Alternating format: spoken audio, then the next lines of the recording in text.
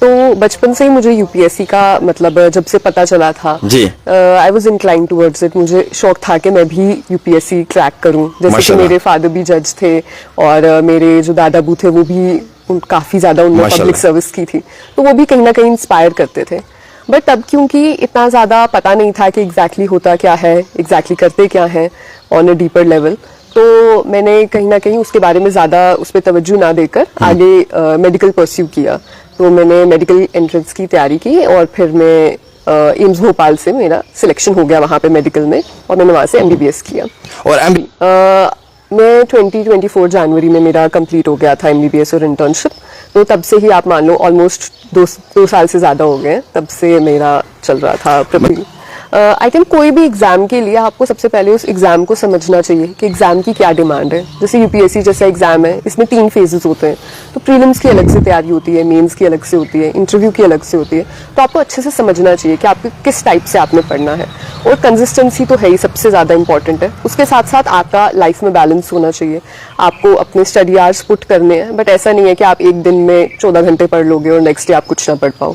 आपने एक बैलेंस लेकर चलना है कि रोज एक एवरेज आवर्स आपने कर लिए। बहुत ज़्यादा स्ट्रेस नहीं लेना है, जितना आप स्ट्रेस लेंगे उतना आपका काम खराब होगा। आई वुड से आपको मतलब स्लो एंड स्टडी चलना है, that is the best way UPSC में टू गो फॉरवर्ड। जो कंटेंट होता है काफ़ी एडिक्शन होता है इसका, तो बेटर है आप सोशल मीडिया की जगह थोड़े लॉन्ग फॉर्मेट वीडियोस या वो सब बेटर रहते हैं, यूट्यूब जैसे प्लेटफॉर्म्स बेटर रहते हैं। इनफैक्ट ये तो डेट्रीमेंटल ही आई थिंक, जितना हो सके इससे दूर रहना चाहिए। बाकी आप फोन में बाकी चीजें यूज करो, बट सोशल मीडिया से कट ऑफ हो जाओ। प्रिय, ये बताएं आपकी इन सब लोगों का क्या रोल है आपकी लाइफ में? जी, इन सब का बहुत ही क्रूशियल रोल रहा है मेरी लाइफ में, क्योंकि मैंने अपनी सारी प्रिपरेशन घर से ही की है। तो मेरे फादर, ये तो यहाँ पे कम ही होते थे, इनका ऑफिस बाहर ही था, लेकिन ये भी हमेशा मोटिवेट करते रहते थे, क्योंकि मुझे काफ़ी बार ऐसे थॉट्स आते थे कि शायद मेडिकल में ही वापस चला जाना चाहिए, यूपीएससी बहुत टफ है, नहीं हो पाएगा, टाइम वेस्ट हो जाएगा बहुत ज़्यादा। लेकिन ये हमेशा इनका मोटिवेटिंग फैक्टर रहा है कि हमेशा पुश देते रहते थे कि नहीं आप कर सकते हो, आपको हार नहीं माननी चाहिए, आप अटेम्प्ट दिए बिना तो हार नहीं माननी चाहिए। मेरी मदर, इनका तो बहुत आई थिंक सबसे ज़्यादा अगर किसी का रोल रहा है तो मेरी मदर का रहा है।